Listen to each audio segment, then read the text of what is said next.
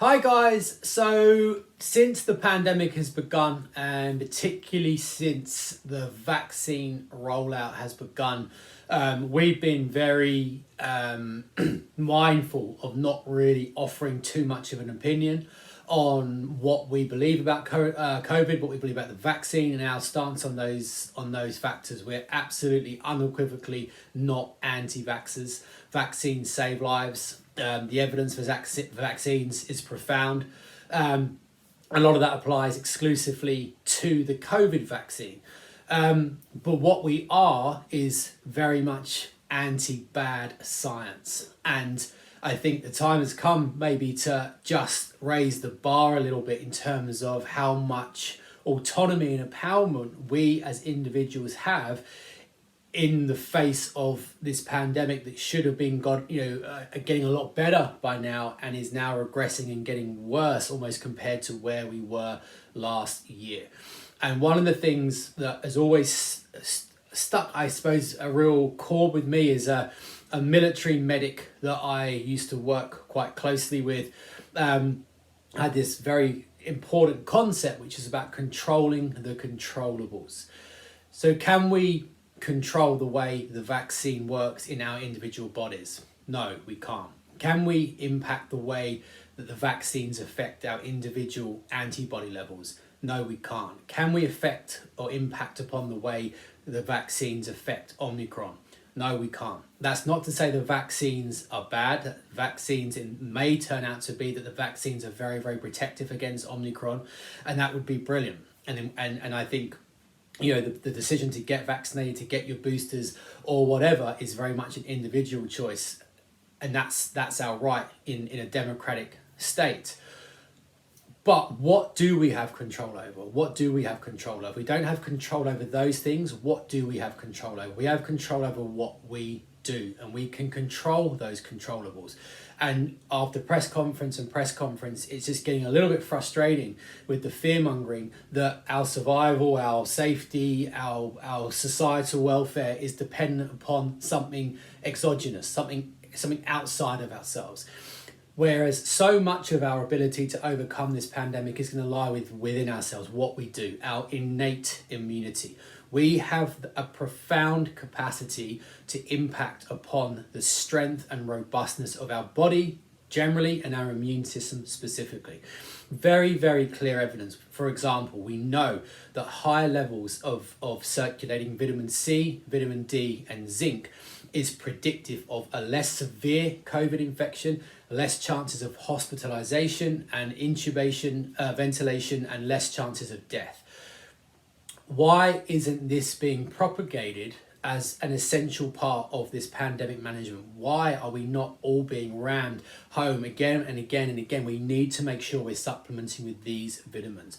We know there is decades of research to show that a good healthy diet can have a huge impact upon viral proliferation rates. We know that if we are suboptimal in antioxidants, vitamins, minerals, flavonoids, isoflavones, and so many more, we have a weaker immune system, less ability to repel and clear viral and bacterial infections.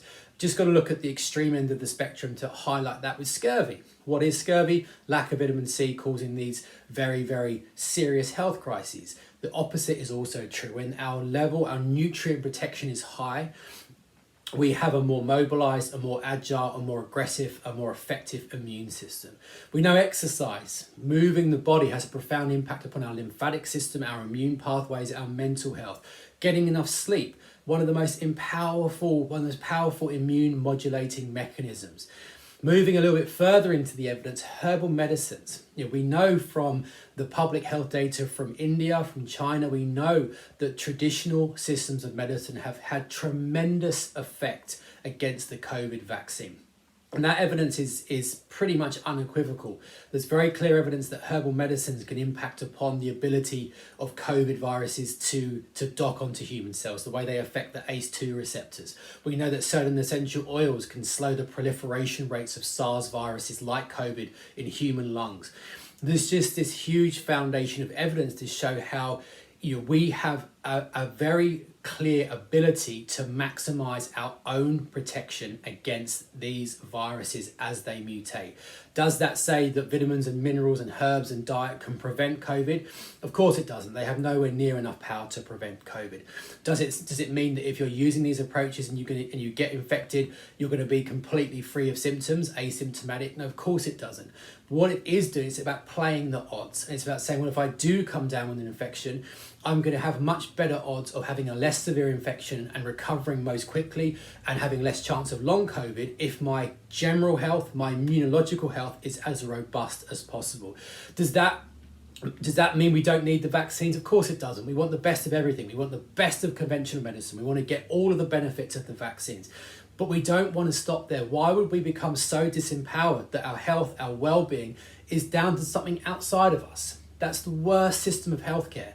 Self-care right now in the pandemic, physically, immunologically, emotionally, we need to place self-care right at the very heart of the healthcare model so that we're as fit and healthy and happy and empowered as possible. And that, yes, that involves the vaccine program if it's for you, but it doesn't stop there. It's about saying, okay, that's brilliant, but I need to take control. I need to control the controllables. We need to move out of this sitting duck mentality where our health, our societal health, our well-being is down to big pharma and how quickly they can come out with new vaccines. We need to take back some control by using evidence-based, safe self-care.